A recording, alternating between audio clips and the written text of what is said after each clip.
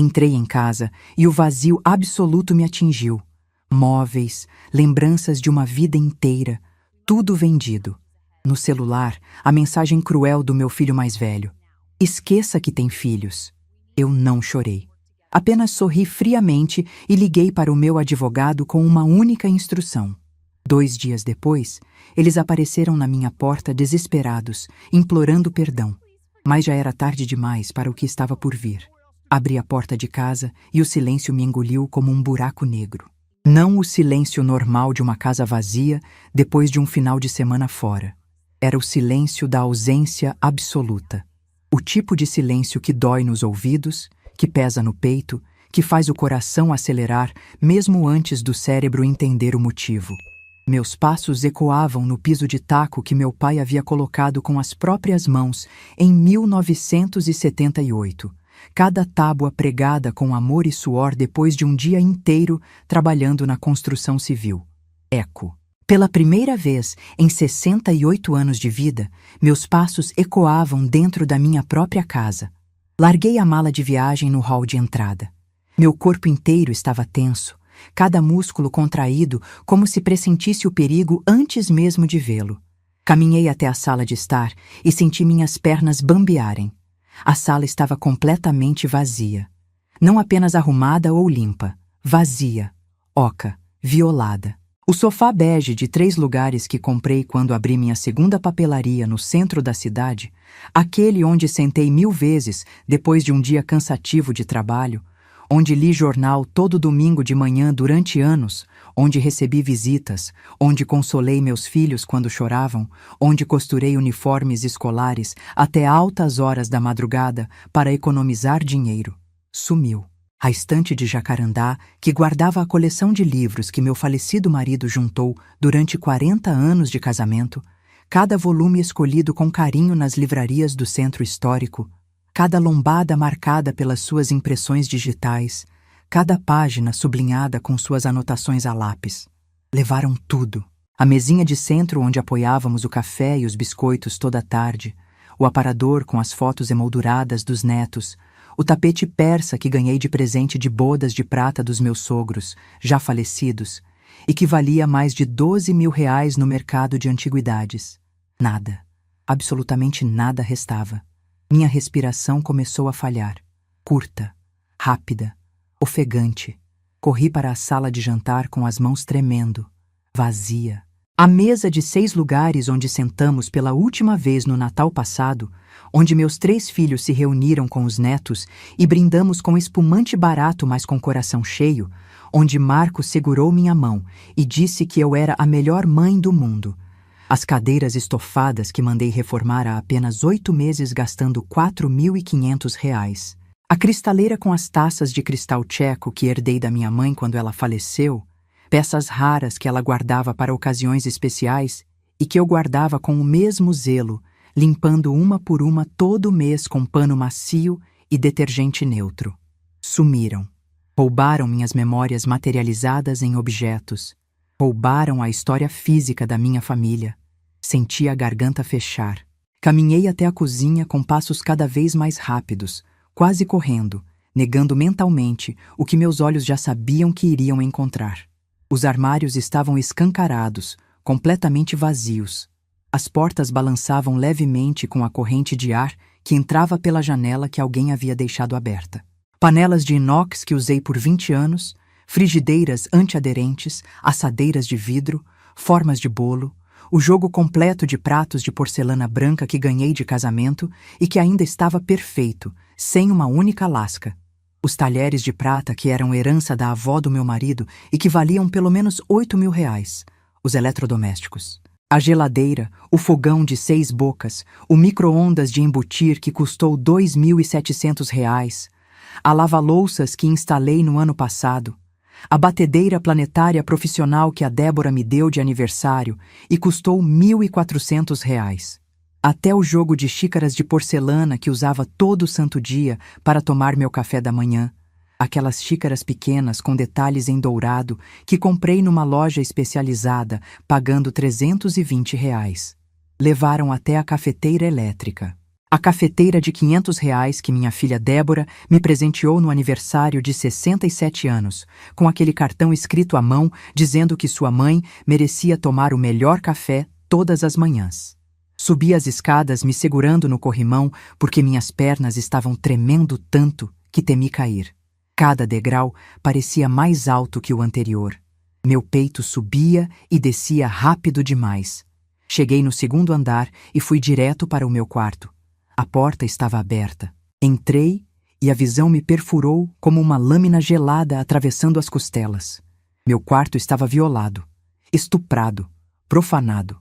A cama de casal onde dormi com meu marido por 35 anos de casamento, onde concebi meus 3 filhos, onde passei noites em claro cuidando deles quando tinham febre, onde chorei segurando o travesseiro dele depois que ele morreu de infarto fulminante há 12 anos. Levaram a cama. O colchão ortopédico que comprei há 3 anos, quando comecei a ter dores na coluna, pagando R$ 5.800 à vista para ter desconto.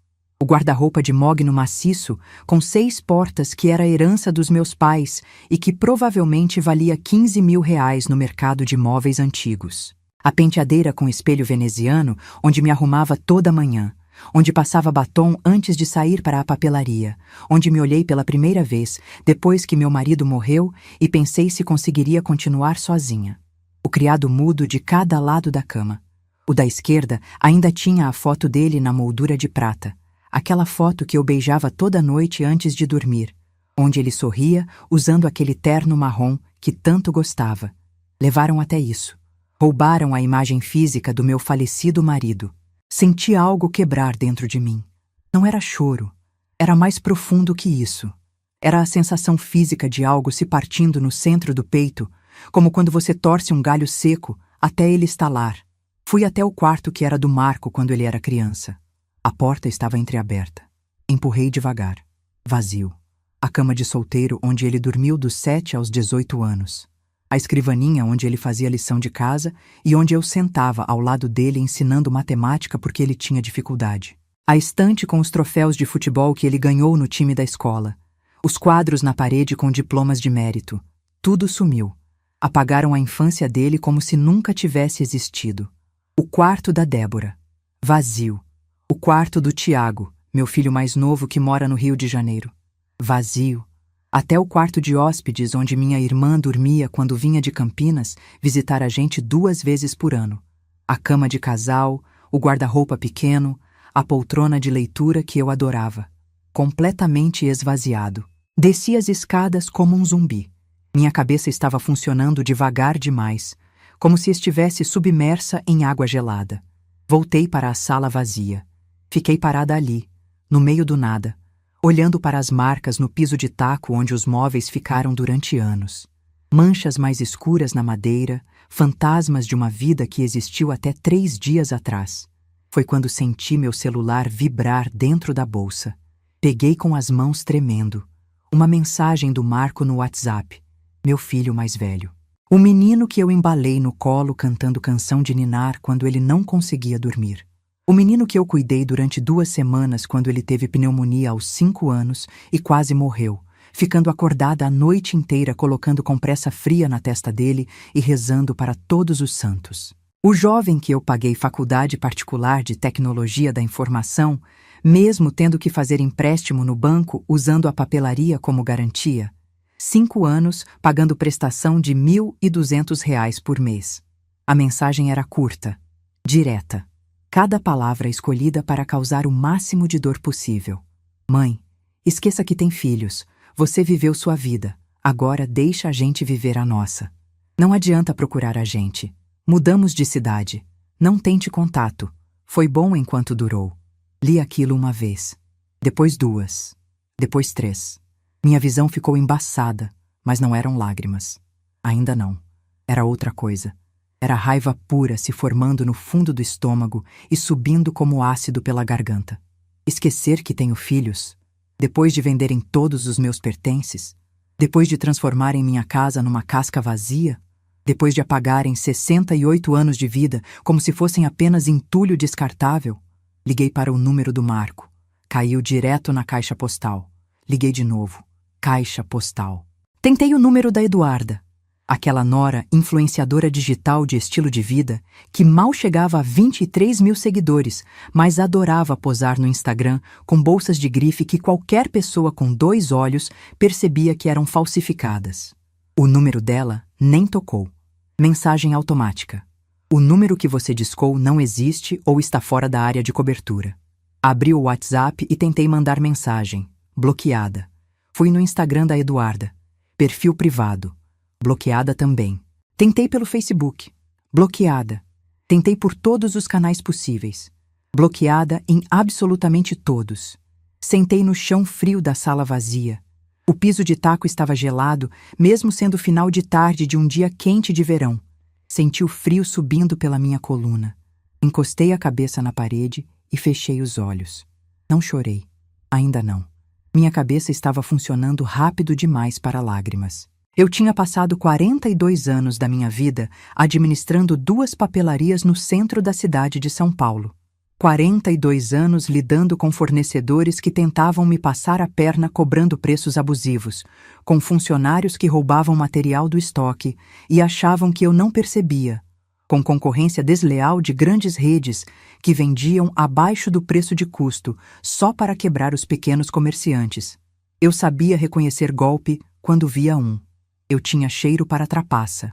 E aquilo era um golpe familiar, o pior tipo de todos.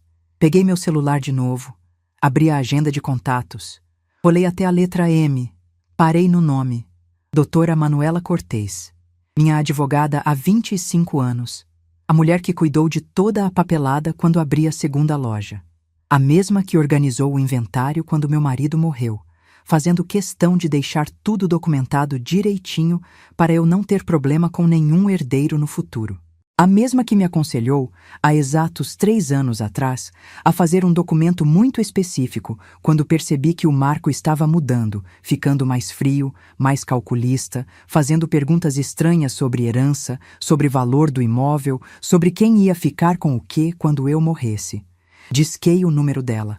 2 toques e ela atendeu com aquela voz firme e profissional de sempre. Alô, Francisca? Doutora Manuela, é a Francisca Mota. Preciso que a senhora venha até minha casa agora. Imediatamente. Aconteceu algo grave? Sim. Não. Não é urgência médica. É urgência jurídica. Eles fizeram, doutora Manuela. Fizeram exatamente o que a senhora imaginou que eles fariam 3 anos atrás, quando me sugeriu aquele documento. Estou mandando minha localização pelo WhatsApp agora. Ouvi o silêncio do outro lado da linha. Um silêncio profissional. O silêncio de uma advogada experiente que acabou de entender a gravidade da situação sem precisar de explicações detalhadas. Não mexa em nada. Não limpe, não arrume, não toque em absolutamente nada. Vou fotografar tudo como está. Chego aí em 1 hora no máximo. Desliguei e encostei a cabeça na parede vazia e fria. Fechei os olhos. E pela primeira vez em 3 horas, desde que abri a porta e encontrei o vazio, eu sorri.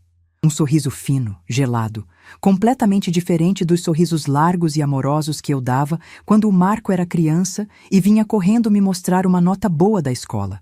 Porque eu lembrei de algo muito importante. Algo que o Marco, na ganância cega e desesperada dele, havia esquecido completamente.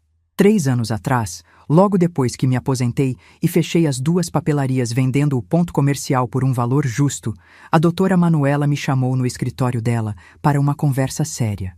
Ela disse que tinha percebido mudanças no comportamento do Marco durante as últimas visitas familiares, que ele andava perguntando muito sobre o valor do sobrado, sobre partilha de bens, sobre testamento, que aquilo não era normal para um filho de 39 anos conversar com a mãe de 65. Ela sugeriu que eu fizesse uma doação em vida da propriedade do sobrado para os 3 filhos em partes iguais, mas com uma cláusula muito específica que a maioria das pessoas nunca ouviu falar. Cláusula de reversão por ingratidão. Qualquer filho que cometesse ato de ingratidão grave contra mim perderia automaticamente a parte dele, que retornaria ao meu nome mediante simples ação judicial. E mais, ela incluiu uma cláusula adicional especificando que a venda, remoção, doação ou qualquer tipo de transferência de bens móveis da propriedade sem minha autorização expressa e por escrito configuraria ato de ingratidão manifesta nos exatos termos do artigo 557 do Código Civil Brasileiro. Assinei aquele documento sem pestanejar. Registrei em cartório. Ficou tudo lavrado, autenticado, com firma reconhecida e registrado no Registro de Imóveis. Marco recebeu cópia do documento na época junto com a Débora e o Tiago, mas aposto que ele jogou num canto qualquer sem ler com atenção. Ele provavelmente só viu a palavra doação e pensou que já era dono de 1/3 da casa. Mas ele não leu as letras miúdas. Não prestou atenção nas cláusulas, porque se tivesse lido, jamais teria feito o que fez. Marco não sabia que tinha acabado de cometer suicídio patrimonial. Ele achava que era esperto, que tinha dado o golpe perfeito. Vender todo o recheio da casa, enquanto eu visitava minha irmã em Campinas durante um final de semana prolongado, embolsar o dinheiro, sumir para outra cidade com a Eduarda e me deixar literalmente sem nada, sem um prato para comer, sem uma panela para cozinhar, sem uma cama para dormir. O plano dele era me ver acabada, destruída, sem móveis, sem dignidade, dependente da caridade da Débora ou tendo que morar de favor na casa do Tiago no Rio de Janeiro. Ele queria me ver implorar. Queria me ver humilhada. Queria me ver de joelhos pedindo ajuda. Mas ele esqueceu um detalhe fundamental. Eu não era uma velhinha boba e ingênua. Eu era uma mulher de negócios aposentada que construiu patrimônio do zero. Eu era uma viúva que tocou 2 empresas sozinha depois que o marido morreu. Eu confiava, sim, porque mãe confia nos filhos por natureza. Mas eu também me protegia, porque comerciante aprende na prática que confiança e proteção não são opostos. São complementares. A doutora. Manuela chegou em 45 minutos. Bateu na porta 3 vezes, firme e profissional. Abri e ela entrou com aquela postura séria dela. Uma pasta de couro debaixo do braço e o celular na outra mão já preparado para fotografar. Ela tinha uns 60 anos, cabelos grisalhos presos num coque impecável, óculos de grau na ponta do nariz e aquela expressão que só advogados experientes conseguem ter. Calma absoluta mesmo diante do caos. Olhou ao redor da sala vazia. Caminhou devagar, observando cada detalhe.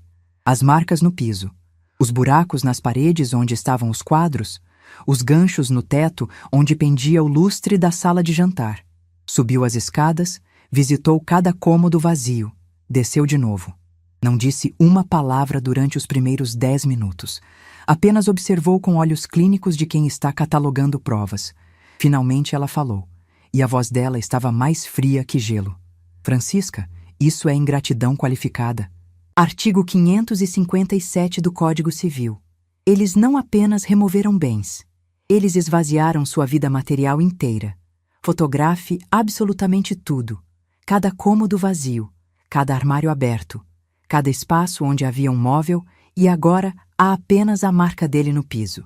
Tire foto com o celular, garantindo que apareça a data e hora automáticas. Vamos precisar de provas visuais georreferenciadas. Depois, me mostre a mensagem que ele mandou. Passei a próxima hora fotografando o vazio.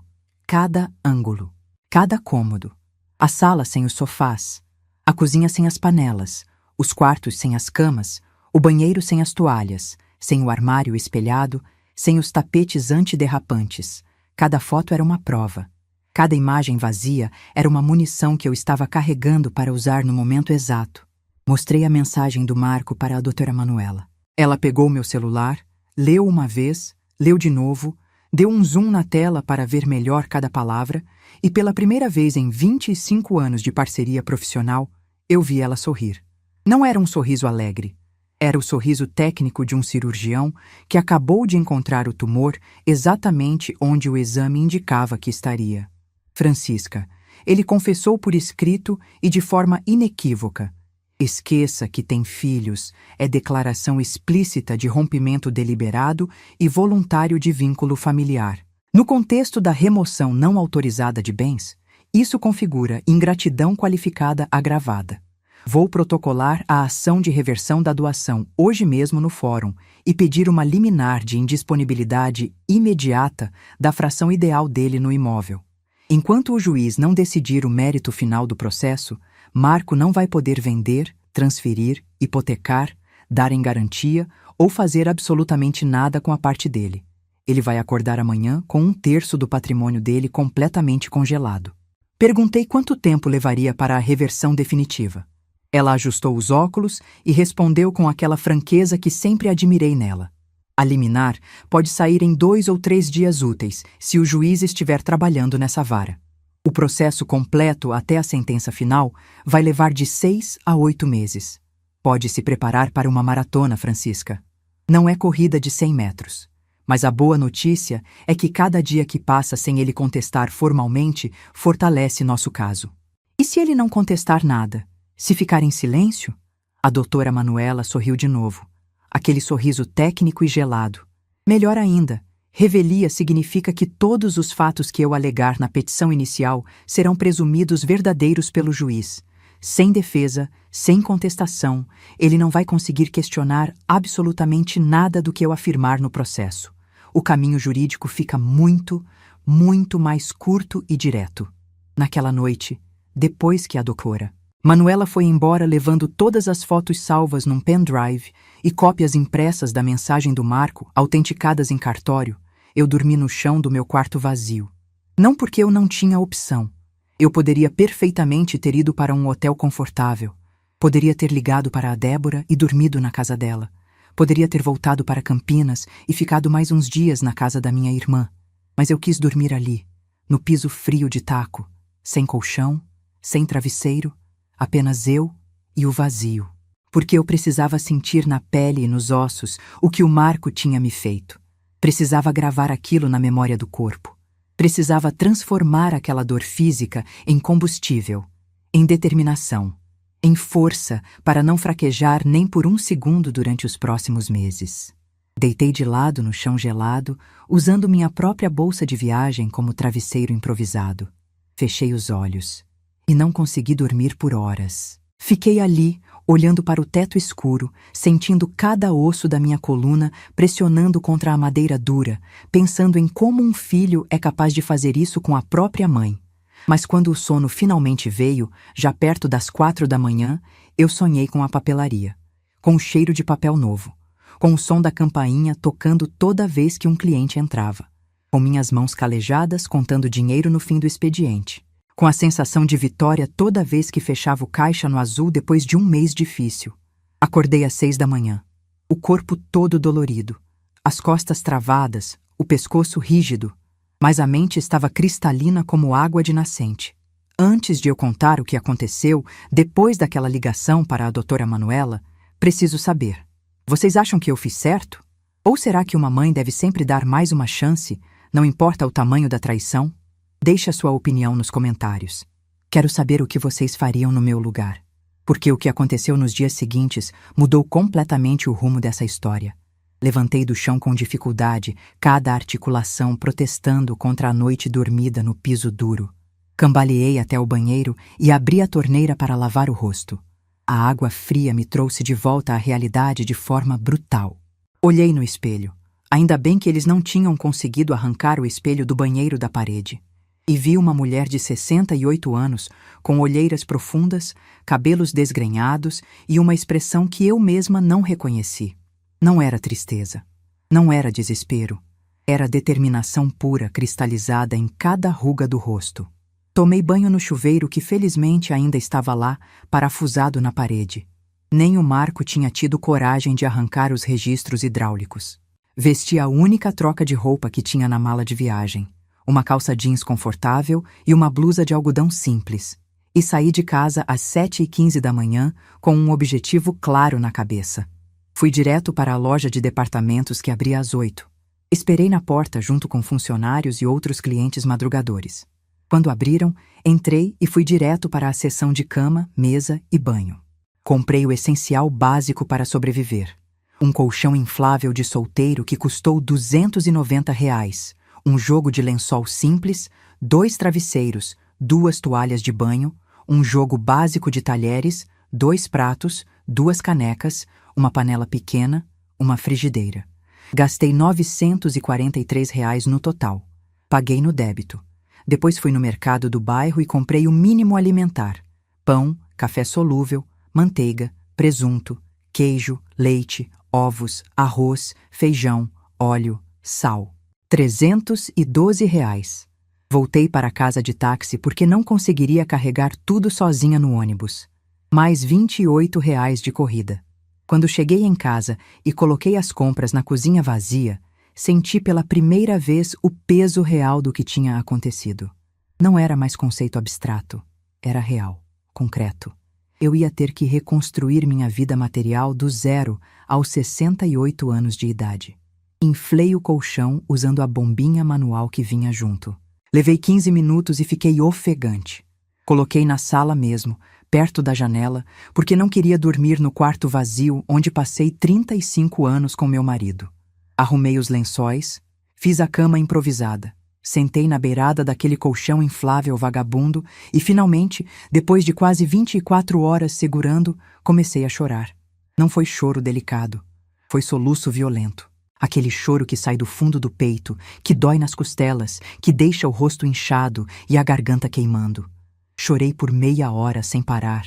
Chorei pela casa vazia, chorei pelos móveis que tinham história, chorei pela cama onde meu marido morreu, chorei pelas fotos dos netos que tinham sumido junto com os porta-retratos, chorei pela traição, pela frieza, pela mensagem cruel, chorei pelo filho que eu conheci e que não existia mais. Quando as lágrimas finalmente secaram, já passava das 11 da manhã.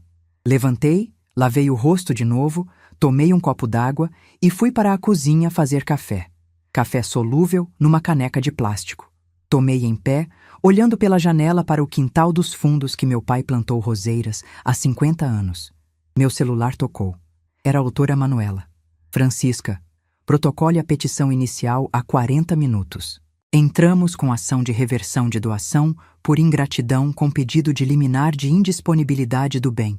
Juntei todas as fotos, a cópia autenticada da mensagem, o documento original da doação com as cláusulas e um parecer técnico meu de 12 páginas fundamentando juridicamente cada elemento da ingratidão.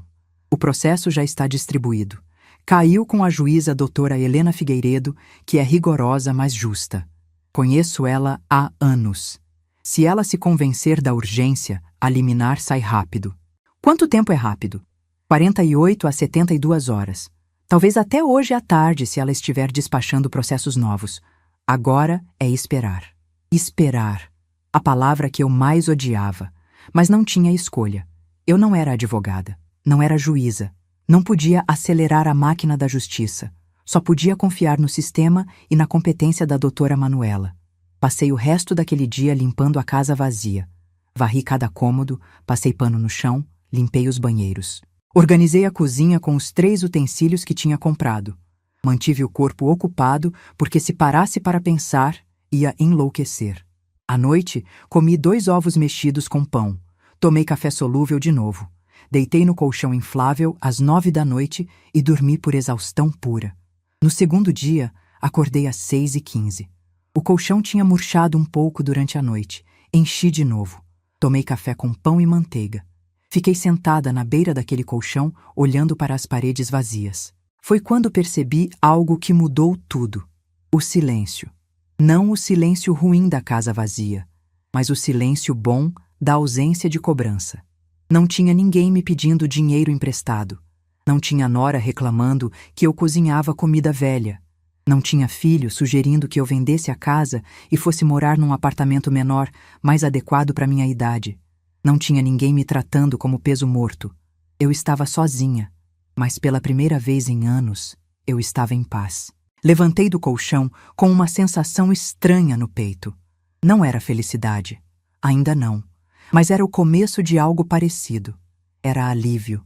Eu tinha perdido os móveis, mas tinha ganhado silêncio. Tinha perdido o filho, mas tinha ganhado dignidade. Naquele momento, decidi algo fundamental. Eu não ia me vitimizar. Não ia ficar chorando pelo que perdi. Não ia me afundar em depressão. Eu ia me reconstruir, tijolo por tijolo, peça por peça, mesmo que levasse meses. Mesmo que custasse cada centavo da minha aposentadoria. Liguei para a Débora. Mãe, eu tava louca para ligar, mas fiquei com medo de você não querer falar comigo também. Mãe, o que aconteceu? O Marco me ligou ontem à noite chorando, dizendo que você processou ele, que vai tomar a parte dele da casa, que tá tudo perdido. Contei tudo para ela. A casa vazia. A mensagem. O documento que eu tinha assinado 3 anos atrás. A ação judicial. A Débora ficou em silêncio por longos segundos. Depois explodiu. Aquele desgraçado.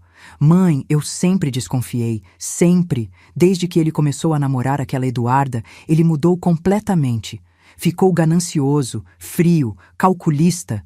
E aquela influenciadora fajuta com as bolsas falsas, mãe, eu sempre soube que ela era interesseira. Mãe, não ceda. Pelo amor de Deus, não perdoe. Ele precisa pagar pelo que fez. Não vou perdoar, Débora. Podem ter certeza disso. Mãe, você precisa de alguma coisa? Quer vir morar aqui comigo uns tempos? Não. Vou ficar aqui. É minha casa. Não vou sair corrida. Pelo menos me deixa te ajudar. Vou te mandar 5.000 reais pelo Pix agora. Compra o que você precisar. Mãe, você não merece isso. Recusei no começo, mas ela insistiu tanto que acabei aceitando. 3 minutos depois, caiu a transferência na minha conta. 5.000 reais da minha filha do meio. A única que sempre foi honesta, sempre foi trabalhadora, sempre me respeitou. Com aquele dinheiro, eu comprei o essencial. Uma cama de solteiro simples, um guarda-roupa pequeno, uma mesinha, uma cadeira, pratos e panelas melhores. Não comprei nada luxuoso. Não comprei nada que me lembrasse do passado. Comprei funcional, prático, novo. Os dias foram passando, um atrás do outro. Cada dia um pouco mais leve que o anterior. Eu acordava, tomava café, limpava a casa, cozinhava, assistia à televisão. Tinha comprado uma TV pequena de 32 polegadas no crediário, dormia. Rotina simples, sem cobranças, sem críticas, sem gente me fazendo sentir inútil. Depois de uma semana, comecei a perceber algo surpreendente. Eu estava sorrindo de novo. Sorria quando tomava café da manhã sozinha na cozinha silenciosa. Sorria quando escolhia o que ia cozinhar no almoço sem ter que agradar gosto de ninguém. Sorria quando assistia meus programas de TV sem ter que disputar controle remoto. Sorria quando ia dormir sem ter que ouvir ronco de ninguém. Sem ter que ceder espaço na cama, sem ter que servir ninguém. Eu tinha passado 40 anos casada sendo esposa dedicada. 12 anos de viuvez sendo mãe disponível para filhos adultos. E agora, pela primeira vez, eu era apenas eu, Francisca, sem sobrenome, sem função, sem papel social a cumprir. E era libertador. No 10º dia após a casa ser esvaziada, o seu Osvaldo bateu na minha porta. Meu vizinho aposentado do Banco do Brasil, que morava na casa ao lado há 30 anos. Ele tinha uns 72 anos, sempre muito educado, viúvo há 5 anos. Dona Francisca, vim trazer esse bolo que fiz ontem. Ficou grandão demais para mim sozinho. Aceitei o bolo simples de fubá com goiabada no meio, e convidei ele para entrar tomar um café. Conversamos por quase 2 horas. Ele contou da esposa que morreu de câncer. Eu contei do marido que morreu de infarto. Ele contou dos filhos que moravam longe e nunca visitavam. Eu contei do filho que me roubou. Quando ele foi embora, percebi que tinha passado 2 horas sem pensar no processo judicial, sem pensar no Marco, sem pensar na traição, apenas conversando sobre vida, sobre banalidades, sobre receitas de bolo, e aquilo foi terapêutico de um jeito que nem terapia profissional seria. Comecei a estabelecer rotina própria. Acordava às 7, tomava café com calma, assistia jornal, fazia caminhada de meia hora no quarteirão, voltava, cozinhava, almoçava, tirava soneca curta, lia revista, via televisão, jantava leve, dormia cedo. Vida simples, vida tranquila, vida sem sobressaltos. Mas no 12º dia, a paz foi interrompida. Eu estava na cozinha preparando almoço quando ouvi barulho na rua. Vozes alteradas. Olhei pela janela e vi um carro parado na frente de casa. Um carro que eu reconheci imediatamente. O Civic prata do Marco. Meu coração disparou. Não de medo, de raiva. Ele desceu do carro junto com a Eduarda. Os dois pareciam ter envelhecido 10 anos em menos de 2 semanas. Marco estava com olheiras profundas, barba por fazer, roupa amassada. Eduarda estava sem maquiagem, cabelo preso de qualquer jeito, com aquela aparência de quem não dorme direito há dias. Eles ficaram parados na calçada, olhando para a casa. Marco deu 2 passos em direção ao portão. Eu corri até a porta da frente e tranquei por dentro. Coloquei a corrente de segurança. Fiquei ali, atrás da porta fechada, ouvindo. Ele tocou a campainha. 1 vez, 2, 3, 10 vezes seguidas. Não atendi. Ouvi a voz dele do lado de fora. Mãe, mãe, eu sei que a senhora tá aí. Por favor, abre a porta. A gente precisa conversar. Silêncio. Mãe, pelo amor de Deus, isso não pode ficar assim. Continuei em silêncio, encostada na porta trancada, ouvindo cada palavra, mas sem responder absolutamente nada. Ele bateu na porta com força. Mãe, eu sou seu filho. A senhora não pode fazer isso comigo. Abra essa porta. Foi quando ouvi a voz do seu Osvaldo. Ô rapaz, para de bater nessa porta, senão eu chamo a polícia. A dona Francisca não quer falar com você. Respeite a vontade dela e sai daqui. Seu Osvaldo, o senhor não se mete. Isso é assunto de família. Família não rouba a própria mãe, rapaz. Sai daqui antes que eu realmente chame a viatura. Ouvi vozes se afastando. O barulho do carro ligando. O som do motor se distanciando. 3 minutos depois, o seu Osvaldo bateu na minha porta. Abri. Ele estava com o celular na mão. Dona Francisca, eles foram embora. Mas filmei tudo aqui pelo celular. A tentativa de invasão, as ameaças. Se precisar de prova para alguma coisa, eu tenho gravado.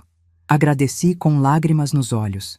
Não de tristeza, de gratidão por ter pelo menos um ser humano decente do meu lado. Mas aquela visita do Marco tinha quebrado minha paz. Tinha trazido de volta a ansiedade, o medo, a raiva. À noite, deitada no colchão, não consegui dormir. Fiquei pensando no Marco parado na calçada, na voz dele desesperada. Parte de mim, a parte mãe, que nunca morre completamente, sentiu dó, sentiu pena. Quis abrir a porta e abraçar ele e dizer que ia dar tudo certo. Mas a parte mulher, a parte Francisca, a parte que tinha sido roubada e humilhada, não sentiu absolutamente nada. Apenas frio. No dia seguinte, meu WhatsApp começou a receber mensagens de números desconhecidos. Bloqueei o primeiro. Veio outro. Bloqueei. Veio outro. Bloqueei 6 números diferentes num intervalo de 3 horas, até que um áudio chegou. Reconheci a voz da Eduarda, chorosa, desesperada. Dona Francisca, pelo amor de Deus, perdoa o Marco. Foi tudo ideia dele. Eu só obedeci porque tinha medo. Ele me obrigou. Eu não queria fazer isso. Por favor, tira o processo. A gente devolve tudo. A gente compra móvel novo. Por favor. Ouvi o áudio 3 vezes. Havia algo genuíno no desespero dela. Mas cumplicidade por medo ainda é cumplicidade. Quem carrega a mala do assaltante também responde pelo assalto. Bloqueei o número. 3 dias depois, meu celular tocou de madrugada. 3h47 da manhã. Atendi zonza de sono. Era a Débora, aos prantos. Mãe! Mãe, o Marco me ligou, ele tá desesperado, disse que vai perder tudo, disse que a senhora vai tomar a parte dele da casa. Mãe, o que tá acontecendo? Débora, são quase 4 da manhã. Desculpa, mãe, mas ele me ligou agora há pouco chorando feito criança. Disse que tá devendo pra agiota. Disse que se perder a parte da casa, vai ficar sem garantia nenhuma e os caras vão acabar com ele. Mãe, ele tá com medo de morrer. Sentei na cama. Acendi a luz do abajur. Respirei fundo. Débora, ele roubou sua mãe. Esvaziou minha casa inteira. Me mandou esquecer que eu tinha filhos. Agora quer que eu tenha pena porque se afundou em dívida com a agiota? Mãe, eu sei que ele errou, mas ele é meu irmão. Eu não quero ver ele morto numa vala. Então você paga a dívida dele. Eu não vou. Mãe, boa noite, Débora. Amanhã a gente conversa com calma. Desliguei. Apaguei a luz. Deitei de novo. Mas não consegui dormir, porque agora tinha uma informação nova. Agiota. Dívida, desespero financeiro. As peças do quebra-cabeça começavam a se encaixar. Marco não tinha roubado por maldade pura. Tinha roubado por desespero.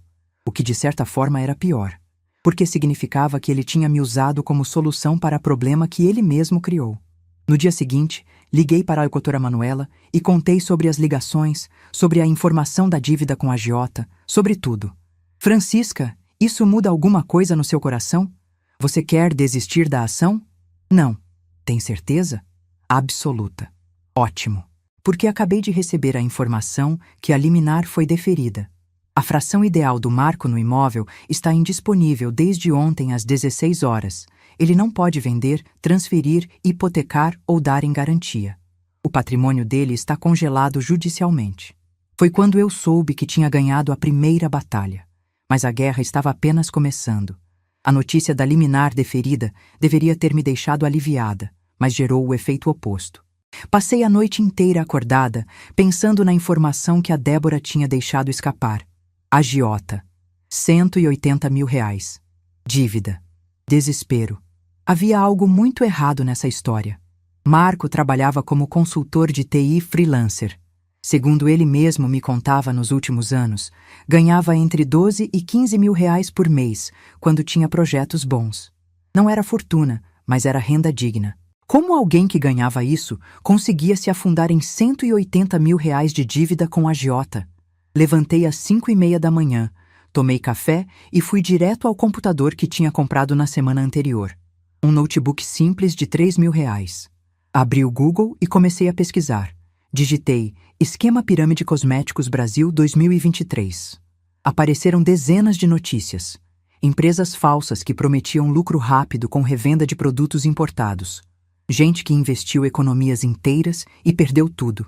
Anotei nomes, empresas, datas, processos judiciais. Gastei 3 horas lendo matérias, depoimentos, decisões judiciais. Às 9 da manhã, liguei para a doutora Manuela. Doutora, preciso investigar a vida financeira do Marco. Preciso saber exatamente em que buraco ele se meteu. Tem como fazer isso legalmente? Tem. Posso contratar um investigador particular que vai levantar movimentações bancárias através de fontes abertas, protestos em cartório, ações judiciais no nome dele, dívidas registradas em órgãos de proteção ao crédito. É legal, é oficial e custa em torno de R$ 3.500. Contrata. 3 dias depois, o investigador me enviou o relatório de 18 páginas. Marco estava financeiramente destruído. Tinha protestos em 4 cartórios diferentes, somando R$ 212 mil. 3 ações de cobrança movidas por credores. Nome sujo no Serasa e no SPC. Cheque sem fundo. Tentativas de abertura de conta bancária negadas por restrição cadastral. Mas o pior estava nas páginas finais do relatório. O investigador descobriu que Marco tinha tentado, em agosto de 2024, registrar a fração dele do sobrado como garantia num contrato de empréstimo com uma financeira duvidosa. A operação não se concretizou porque a documentação apresentada estava incompleta. Faltava minha assinatura autorizando. Ele tinha tentado usar minha casa como garantia para pegar mais dinheiro emprestado sem eu saber. Li aquilo e senti algo gelar dentro de mim. Não era raiva. Era nojo. Nojo de ter gerado uma pessoa capaz disso. Continuei lendo. O investigador tinha anexado prints de redes sociais. Instagram da Eduarda. Ela postava fotos em restaurantes caros, viagens para resort em Caldas Novas, roupas de marca. Tudo entre março e junho de 2024. Exatamente no período em que Marco estava se afundando em dívidas. Fiz as contas mentalmente. Jantar para 2 em restaurante chique. R$ 300. Final de semana em resort, R$ 2.500. Roupas de marca, R$ 1.000 por peça. Ela postava 3 vezes por semana. Marco estava sustentando um padrão de vida falso para alimentar o Instagram de uma mulher que mal tinha 23 mil seguidores. Liguei para a doutora Manuela e pedi que ela ampliasse a ação judicial. Além da reversão da doação, eu queria reparação de danos materiais.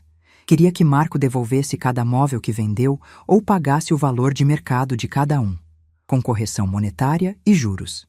Francisca, isso vai deixar o processo mais complexo. Vamos precisar fazer avaliação de cada bem móvel que sumiu da casa. Vai precisar de perito. Não importa, eu quero cada centavo de volta. Passamos os próximos 10 dias catalogando. A doutora Manuela contratou um avaliador especializado em antiguidades e móveis usados. Eu fiz lista detalhada de tudo que tinha sumido da casa. Cada móvel, cada eletrodoméstico, cada quadro, cada objeto decorativo. Sofá bege de 3 lugares, R$ 1.800. Estante de jacarandá, R$ 9.500. Mesa de jantar com 6 cadeiras, R$ 5.200. Cristaleira com as taças, R$ 3.700. Cama de casal em mogno, R$ 7.000. Guarda-roupa de 6 portas, R$ 15.000. A lista tinha 143 itens.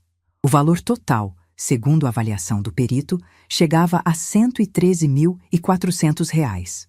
Mais de R$ 100.000 em patrimônio material que Marco tinha vendido e embolsado. Protocolar a segunda ação.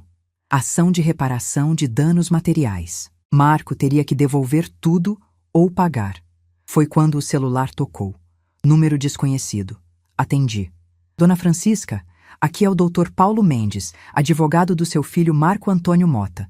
Estou ligando para tentar um acordo amigável antes que isso escale ainda mais. Não tenho interesse em acordo. A senhora precisa entender que o Marco está em situação financeira delicada. Ele não tem condições de pagar os valores que a senhora está cobrando. Se a senhora insistir nesse processo, vai quebrar ele definitivamente. Ele quebrou a própria mãe. Agora vai saber como é. Dona Francisca, com todo respeito, a senhora está sendo movida por vingança. Isso não é saudável. O Marco continua sendo seu filho. Dr. Paulo, eu estou sendo movida por justiça. E justiça, diferente de vingança, se faz com documentos, leis e sentenças judiciais. Agora, se não tem mais nada a dizer, preciso desligar. A senhora vai se arrepender. O único arrependimento que tenho é ter criado um filho capaz de me roubar. Desliguei. 10 minutos depois, áudio do Marco no WhatsApp. Ele tinha conseguido o número do celular da minha irmã e pedido para ela me mandar mensagem. Minha irmã, que não sabia de nada ainda, me repassou inocentemente. Ouvi o áudio. Marco chorando, literalmente chorando, soluçando. Voz embargada. Mãe, eu tô desesperado. Eu errei muito, mas eu sou seu filho. A senhora me carregou 9 meses na barriga, me amamentou, me criou. Eu sei que fiz uma burrada, mas pelo amor de Deus não me abandona agora.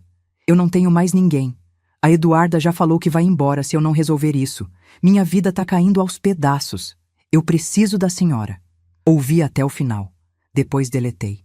Liguei para minha irmã e expliquei tudo. Pedi para ela bloquear o Marco e não repassar mais nenhuma mensagem. Ela ficou chocada, mas obedeceu. Naquela noite, sozinha na cama, pensei muito. Pensei no Marco bebê, no Marco criança, no Marco adolescente. Pensei em cada memória boa que tinha dele. Pensei em quantas vezes eu passei a noite acordada cuidando dele quando tinha febre. Pensei em quantas vezes trabalhei dobrado na papelaria para pagar escola particular. Pensei em quantas vezes abri mão de comprar roupa nova para mim para poder comprar material escolar para ele. E então pensei na casa vazia, na mensagem fria, no plano de me abandonar. E percebi que o Marco que eu conheci tinha morrido. Talvez há anos, e no lugar dele existia apenas um estranho com o mesmo DNA. 2 dias depois, algo aconteceu que mudou todo o rumo da história. Eu estava na cozinha fazendo almoço quando o seu Osvaldo bateu na porta. Tinha uma expressão estranha no rosto. Dona Francisca, preciso te contar uma coisa. Eu fiquei em dúvida se deveria ou não, mas acho que a senhora precisa saber. Pode falar, seu Osvaldo. No final de semana que a casa da senhora foi esvaziada, eu vi o movimento. Vi o caminhão de mudança parado na frente. Vi os homens tirando os móveis. Eu achei que a senhora estava se mudando, mas uma coisa me chamou a atenção. O quê? O Marco estava filmando tudo. Filmando os homens tirando os móveis, filmando as peças sendo colocadas no caminhão. Eu achei estranho na época, mas não dei muita bola. Agora, sabendo que foi roubo, fico pensando. Por que alguém filmaria o próprio crime? Meu cérebro processou aquilo em 3 segundos. Seu Osvaldo, o senhor sabe onde esses vídeos podem estar? Provavelmente no celular dele, ou na nuvem. Gente que filma essas coisas geralmente guarda. Liguei imediatamente para a doutora Manuela. Doutora, preciso requisitar o celular do Marco como prova no processo. Ele filmou o dia que esvaziou minha casa. Se conseguirmos esses vídeos, temos confissão audiovisual do crime. Isso muda tudo, Francisca. Vou pedir acesso aos registros digitais dele através de decisão judicial. Se o juiz deferir, o Marco vai ter que entregar o celular para a perícia ou fornecer acesso à nuvem onde os arquivos estão armazenados. 3 semanas depois, a ordem judicial saiu. Marco tinha 10 dias para entregar o aparelho celular ou fornecer login e senha da conta Google, onde os arquivos de vídeo estavam salvos. Se não cumprisse, responderia por desobediência judicial e poderia ser preso. Marco não entregou o celular, mas forneceu a senha. A doutora Manuela acessou através de perito judicial, encontrou 17 vídeos, cada um mostrando um ângulo diferente da mudança. Marco filmando homens carregando a cama de casal. Marco filmando a cristaleira sendo embalada. Marco narrando para a Eduarda. Isso aqui deve valer uns 5.000, fácil. Prova perfeita, inequívoca, irrefutável. Com esses vídeos, a doutora Manuela entrou com representação criminal no Ministério Público. Apropriação indébita de bens. Furto qualificado mediante fraude. Crime contra patrimônio. Pena de 2 a 8 anos de reclusão.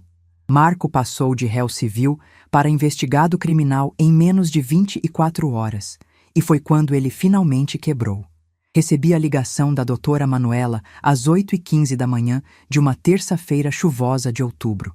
Francisca, o advogado do Marco entrou em contato. Querem marcar reunião de conciliação. Eles estão dispostos a negociar. Negociar o quê? Devolução dos bens ou pagamento integral dos valores. Renúncia definitiva à parte dele do imóvel. E retirada da representação criminal. Retirada da representação criminal não é comigo, é com o Ministério Público. Uma vez que denunciei, não posso mais retirar. Tecnicamente correto. Mas se você declarar publicamente que foi ressarcida e que não tem mais interesse na persecução penal, o promotor pode pedir arquivamento. Não é garantido, mas é possível. Fiquei em silêncio por longos segundos, pensando, calculando, pesando prós e contras. Marca a reunião, mas quero que seja aqui na minha casa. Não vou no escritório dele, não vou facilitar, eles que venham até mim. Tem certeza? Reunião em ambiente neutro costuma ser menos hostil. Tenho certeza absoluta. Aqui, na casa que eles esvaziaram. Quero que vejam cada cômodo que roubaram. A reunião foi marcada para sábado às 10 da manhã. Passei a semana inteira me preparando psicologicamente. Ensaiei mentalmente cada frase que diria, cada reação que teria. Não podia demonstrar fraqueza. Não podia vacilar. Não podia deixar a parte mãe falar mais alto que a parte vítima. Na sexta-feira à noite, a Débora apareceu aqui sem avisar. Tocou a campainha às 7h30. Abri a porta e ela me abraçou chorando. Mãe, eu fiquei sabendo da reunião amanhã. O Marco me ligou. Ele tá acabado, mãe. Acabado. Perdeu 20 quilos. Tá com depressão. A Eduarda largou ele. Ele tá morando num apartamento minúsculo, alugado na Zona Leste. Mãe, eu sei que ele errou, mas ele continua sendo meu irmão. Não deixa ele afundar de vez. Levei ela para a cozinha. Fiz café. Sentamos à mesa. Débora, seu irmão me roubou, me humilhou, planejou me deixar na miséria. Isso não foi erro, foi crime. Crime premeditado, friamente calculado. Eu sei, mãe, mas ele vai pagar. Ele já tá pagando. Olha a situação dele. A situação dele é consequência das escolhas dele. Eu não tenho nada a ver com isso. Mãe, pelo menos escuta o que ele tem para dizer amanhã. Dá essa chance. Eu vou escutar, mas não prometo nada. Débora foi embora às 9h30. Eu fiquei acordada até tarde organizando a casa. Limpei tudo. Deixei cada cômodo impecável. Queria que eles vissem exatamente o que tinham feito. O vazio que criaram. O estrago que causaram. Às 9h45 da manhã de sábado, a campainha tocou. Abri a porta. Marco estava na frente. Atrás dele, o advogado Dr. Paulo Mendes, homem de uns 50 anos com pasta de couro e terno marrom bem cortado. Não tinha mais Eduarda. Ela realmente tinha abandonado ele. Marco estava irreconhecível. Magro. Olheiras profundas. Barba mal feita. Roupa amassada. Parecia ter envelhecido 15 anos em 3 meses. Me olhou com aqueles olhos de cachorro abandonado e murmurou: "Oi, mãe." Não respondi. Apenas abri a porta e fiz sinal para entrarem. A doutora Manuela já estava sentada na sala na cadeira que eu tinha comprado especialmente para a reunião. Mesa de centro simples com café e água. Mais nada. Sentamos. Eu e a doutora Manuela de um lado. Marco e o advogado dele do outro. Silêncio pesado. Tenso. Sufocante. Dr. Paulo foi o primeiro a falar. Dona Francisca, antes de começarmos, gostaria de dizer que o Marco está profundamente arrependido. Ele cometeu erros graves e está disposto a repará-los da melhor forma possível. Erros? Minha voz saiu mais fria que gelo. Esvaziar a casa da própria mãe e mandar ela esquecer que tem filhos não é erro. É crime. É crueldade. A senhora tem razão. Foi crime. E o Marco vai arcar com as consequências. Ele está aqui para apresentar proposta de reparação integral. A doutora Manuela ajustou os óculos e abriu a pasta dela. Tirou 3 documentos grampeados. Antes de ouvir a proposta, gostaria de relembrar os fatos. O senhor Marco Antônio Mota, em final de semana de junho de 2025, removeu ilegalmente da residência da senhora Francisca Mota bens móveis avaliados em R$ 113.400. Além disso, filmou o ato, configurando premeditação. Enviou mensagem por escrito, rompendo vínculos familiares. Tentou, meses antes, usar fração do imóvel como garantia em empréstimo sem autorização. Está sendo investigado criminalmente. Tem a fração ideal dele no imóvel bloqueada judicialmente. Correto? Dr. Paulo engoliu seco. Correto. Então apresente a proposta. Foi quando Marco falou pela primeira vez, a voz embargada. Mãe, eu vou vender o terreno que herdei do tio em Ubatuba. Vale R$110 mil. Vou usar esse dinheiro para pagar 60% do que devo para a senhora em parcela única. Os outros 40% eu pago em 24 vezes de R$ 1.900 por mês, com juros de 1%. Se eu atrasar uma parcela, o valor todo volta a ser cobrado de uma vez. E eu renuncio a qualquer direito sobre o sobrado. Assino renúncia irrevogável lavrada em cartório. Olhei para ele. Depois para a doutora Manuela. Ela fez um sinal discreto com a cabeça. Proposta razoável. E quanto ao processo criminal? Dr. Paulo respondeu. O Marco pede que a senhora declare publicamente que foi ressarcida e que não tem mais interesse na persecução penal. Não garante arquivamento, mas aumenta muito as chances. Fiquei em silêncio, pensando. Marco me olhava com olhos suplicantes. Quase chorava. Quase. Tem mais uma coisa, eu disse friamente. Quero que você conte, aqui e agora, na frente da doutora Manuela e do seu advogado, exatamente por que fez o que fez. Quero a verdade completa. Sem mentiras, sem meias palavras. Marco baixou a cabeça. Respirou fundo. E começou a falar, a voz tremendo. Eu conheci a Eduarda em janeiro de 2024. Ela era influenciadora. Ou fingia ser. Tinha aquele estilo de vida de Instagram que eu sempre quis ter. Restaurantes caros, viagens, roupas de marca. Eu me apaixonei pela ideia dela, não por ela. Comecei a gastar dinheiro que não tinha para manter o padrão. Cartão de crédito no limite. Empréstimo em banco. Quando não consegui mais crédito formal, procurei agiota. Peguei R$180 mil, juros de 15 mil por mês. Investi numa pirâmide de cosméticos que a Eduarda indicou. Perdi tudo. Quando a dívida estourou e os agiotas começaram a me ameaçar, entrei em pânico. Pensei em vender minha parte da casa, mas descobri que não podia sem a senhora autorizar. Tentei te convencer a vender o sobrado e dividir o dinheiro, mas a senhora recusou. Fiquei desesperado. Foi quando a Eduarda sugeriu. Ela disse: sua mãe tem um monte de coisa velha guardada aí que ela nem usa. Vende tudo, paga a dívida e depois você explica para ela. Eu hesitei. Juro que hesitei. Mas a pressão dos agiotas era tanta que eu topei. Marcamos para fazer no final de semana que a senhora ia viajar. Alugamos caminhão. Contratamos transportador. Vendemos tudo para ferro velho e antiquário por R$38 mil. Muito menos do que valia, mas era dinheiro rápido. Usei para abater parte da dívida, mas não foi suficiente. Fiquei devendo ainda 157 mil e perdi minha mãe no processo. Silêncio absoluto na sala. Até o Dr. Paulo parecia chocado com a confissão. 38 mil reais. Minha voz saiu quase inaudível. Você vendeu 113 mil reais em patrimônio por apenas 38 mil. Sim. E ainda ficou devendo 157 mil. Sim. Ou seja, destruiu a própria mãe e nem resolveu o problema. Marco começou a chorar. Não aquele choro bonito de filme. Era choro feio, com soluço, com catarro, com desespero real. Eu sou um merda, mãe.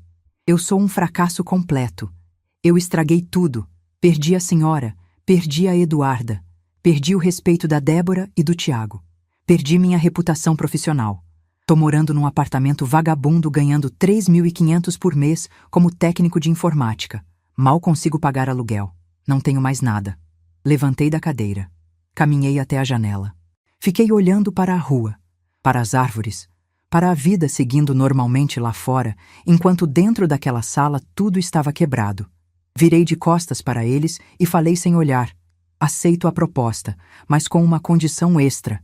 Você não entra mais nesta casa. Nunca mais. Nem quando eu morrer. Não quero você no meu velório. Não quero você no meu enterro. Você deixa de existir para mim a partir de hoje. Assina os papéis, paga o que deve e desaparece da minha vida. Ouvi o som dele chorando mais alto, depois a voz do Dr. Paulo. Dona Francisca, isso não é um pouco extremo?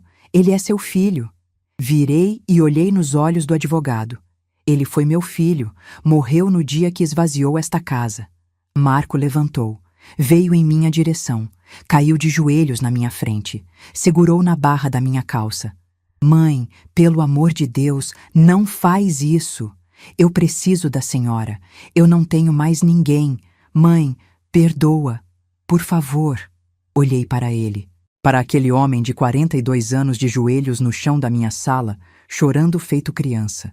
Senti algo se mexer dentro de mim. Algo antigo, materno, instintivo, mas era fraco, muito fraco comparado com a dor. Levanta, Marco. Não me humilha mais do que já me humilhou. Levanta e assina os papéis. Ele ficou ali por mais 10 segundos. Depois se levantou cambaleando. Sentou de novo. O Dr. Paulo tirou os documentos da pasta. Marco assinou tudo com a mão tremendo. Renúncia ao imóvel. Acordo de pagamento. Declaração de quitação moral. Quando terminou, levantou e foi em direção à porta. Parou no batente. Me olhou pela última vez. Mãe, um dia a senhora vai me perdoar? Não. Ele saiu. O advogado atrás. A doutora Manuela fechou a porta e veio até mim. Você está bem? Não estava, mas ia ficar. Marco cumpriu o acordo à risca. Vendeu o terreno em Ubatuba por 110 mil reais. Pagou 68 mil de uma vez em transferência bancária que caiu na minha conta numa terça-feira de manhã. O resto, 45.400 reais, ele dividiu em 24 parcelas de 1.900 reais com juros de 1% ao mês. Todo dia, 5 de cada mês, o dinheiro cai na minha conta. Nunca atrasou. Nem um dia. Com esse dinheiro, eu reconstruí minha vida material do zero. Mas não quis nada que me lembrasse do passado. Nada antigo. Nada nostálgico. Comprei móveis modernos, funcionais, confortáveis. Reformei a cozinha inteira. Troquei os pisos que estavam desgastados. Pintei todas as paredes com cores alegres. Amarelo suave na sala, verde claro nos quartos, azul bebê na cozinha. Coloquei cortinas novas. Comprei eletrodomésticos de última geração. Troquei todas as portas. Instalei ar-condicionado split em 3 cômodos. Transformei aquela casa vazia numa casa viva. Mas uma casa nova. Uma casa que não carregava fantasmas. Gastei 52 mil reais na reforma completa. Ficou linda, moderna, acolhedora. Quando terminaram as obras, convidei a Débora para ver. Ela entrou e chorou, mas eram lágrimas de felicidade. Mãe, tá maravilhosa! Parece casa de revista. Pois é. Levei 68 anos, mas finalmente tenho a casa dos meus sonhos. Com o dinheiro que sobrou, investi em títulos do Tesouro Direto. Aplicação segura, rentável. O gerente do banco explicou que ia render cerca de 10% ao ano. Aceitei. Mas o melhor investimento não foi financeiro. Foi emocional. Comecei a viver para mim pela primeira vez na vida. Aos 69 anos de idade, me matriculei num curso de pintura em tela. Toda quinta-feira das 14 às 16 horas. Aprendi técnicas, cores, composição. Pintei meu primeiro quadro em outubro, um vaso de flores amarelas. Ficou torto, desproporcional, mas era meu. Pendurei na parede da sala com orgulho. Em novembro, viajei sozinha pela primeira vez na vida. Fui para Florianópolis. Fiquei numa pousada de frente para o mar em Jurerê. 7 dias. Acordava, tomava café na varanda olhando para o oceano, caminhava na praia, almoçava frutos do mar, tirava soneca, ia na praia de novo no fim de tarde, jantava, assistia televisão, dormia. Vida simples, vida tranquila, vida sem cobranças. Em dezembro, fui para Porto de Galinhas. Em janeiro, conheci Bonito e mergulhei em rio de água cristalina pela primeira vez. Em março, fui para o Chile. Conheci Santiago, Valparaíso, Vinha del Mar. Em maio, realizei o sonho de conhecer Portugal. Lisboa, Porto, Coimbra. 22 dias viajando sozinha pela Europa. Cada viagem era uma camada de dor que se desprendia. Cada foto que eu tirava sorrindo era uma vitória sobre a tristeza. Cada lugar novo que conhecia era prova de que a vida continua. Sempre continua. O Marco tentou contato 3 vezes no primeiro ano. Mandou carta pelo correio em fevereiro. Devolvi sem abrir. Mandou flores no meu aniversário em junho. Joguei no lixo. Apareceu na porta no Natal. Não abri. Seu Osvaldo conversou com ele e pediu que respeitasse minha decisão. Ele foi embora chorando. Depois disso, nunca mais tentou.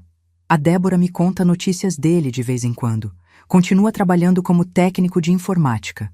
Mora sozinho no mesmo apartamento alugado na Zona Leste. Não arrumou namorada nova. Perdeu contato com quase todos os amigos. Vive vida modesta, quase monástica, trabalhando e pagando dívidas. Não sinto pena. Não sinto nada. Ele é apenas um nome num extrato bancário que deposita R$ 1.900 todo dia 5. A Eduarda sumiu completamente. O Instagram dela foi desativado. Ela voltou a morar com os pais no interior de São Paulo e trabalha como vendedora numa loja de roupas no shopping da cidade. Pelo menos foi o que a Débora descobriu através de conhecidos em comum. Quanto a mim, estou vivendo a melhor fase da minha vida. Durmo tranquila toda noite na minha cama nova, king size, com colchão ortopédico de mola ensacada e travesseiros de pluma de ganso. Tomo meu café da manhã na varanda que reformei, olhando para o jardim que contratei um paisagista para redesenhar. Rosas, jasmins, hortênsias, cores e perfumes que alegram minha manhã. Bloqueei o número do Marco definitivamente em todos os telefones e redes sociais. Instrui a Débora e o Tiago a nunca mais mencionarem o nome dele na minha frente. Para todos os efeitos práticos, eu tenho 2 filhos, não 3. Fiz amizade com as vizinhas da rua. Toda terça à tarde nos reunimos na casa de uma delas para jogar buraco e conversar sobre vida. Elas sabem da história, me apoiam, me respeitam. O seu Osvaldo virou amigo próximo. Às vezes jantamos juntos. Ele cozinha muito bem. Faz aquela comida caseira gostosa de quem aprendeu sozinho depois que enviuvou. Conversamos sobre tudo. Sobre filhos que decepcionam. Sobre velhice. Sobre liberdade. Sobre recomeços. No mês passado, fizemos uma viagem juntos para Campos do Jordão. Nada romântico. Apenas 2 idosos aproveitando a vida sem pressão, sem expectativa, sem drama. Ficamos em chalés separados. Caminhamos pela cidade. Tomamos chocolate quente. Compramos lembrancinhas bobas. Rimos muito. Percebi que não preciso de grande amor aos 69 anos. Preciso de companhia leve. De alguém que não me cobre, que não me explore, que apenas esteja ali porque quer, não porque precisa. A casa hoje é só minha. 66,6% era meu de qualquer forma pela doação original. Os 33,4% que eram do Marco voltaram para mim com a reversão judicial. Agora o sobrado é 83,3% meu, 8,3% da Débora e 8,3% do Tiago. Já deixei tudo registrado em testamento. Quando eu morrer, a Débora e o Tiago herdam meio a meio. Marco não recebe um tijolo. Está escrito, lavrado, registrado. Às vezes, nas madrugadas silenciosas, quando não consigo dormir, penso no menino que o Marco foi. No garoto de 7 anos que tinha medo de dormir sem luz do corredor acesa. No adolescente que me abraçava e dizia que eu era a melhor mãe do mundo. No jovem adulto que chorou no meu ombro quando terminou o primeiro namoro. Mas então, lembro da casa vazia, do eco dos meus passos, da mensagem fria mandando eu esquecer que tinha filhos. E a tristeza vira cinza, vira pó, vira nada. Porque aprendi algo fundamental nesses últimos meses. Perdoar não é obrigatório. Não importa o que dizem na igreja, na terapia, nos livros de autoajuda. Algumas traições são grandes demais. Algumas dores são profundas demais. E está tudo bem em não perdoar. Está tudo bem em virar as costas. Está tudo bem em escolher a própria paz acima do conforto emocional de quem errou. Eu escolhi minha dignidade. Ontem de manhã eu estava na varanda com café quando o paisagista passou na calçada e acenou. O jardim estava florido. As primeiras rosas do pé que plantei em março tinham aberto durante a noite. Olhei para elas por um longo tempo, sem pensar em nada em especial. Era apenas uma manhã bonita de sol, e ela era inteiramente minha. Se você chegou até aqui na minha história, talvez esteja passando por algo parecido. Talvez tenha sido traído por alguém da família. Talvez esteja se perguntando se deve perdoar. Vou te dizer o que aprendi. Você não deve perdão para ninguém. Você só deve dignidade para si mesmo. Não deixe ninguém te convencer de que perdoar é sinal de força. Às vezes, virar as costas é o ato mais corajoso que existe. E se você gostou da minha história e quer continuar acompanhando outras narrativas de pessoas que escolheram a dignidade acima da conveniência familiar, se inscreve no canal, ativa o sininho das notificações e compartilha com quem você acha que precisa ouvir isso. Logo ali na tela já tem outra história incrível te esperando. Vai lá conferir. Até a próxima. Se você chegou até aqui e concorda que dignidade vale mais que qualquer vínculo de sangue, se inscreve no canal e ativa o sininho para não perder as próximas histórias. Compartilha com quem precisa ouvir isso. E olha só, tem outra história incrível passando aí na sua tela agora. Clica e vai conferir. Até a próxima.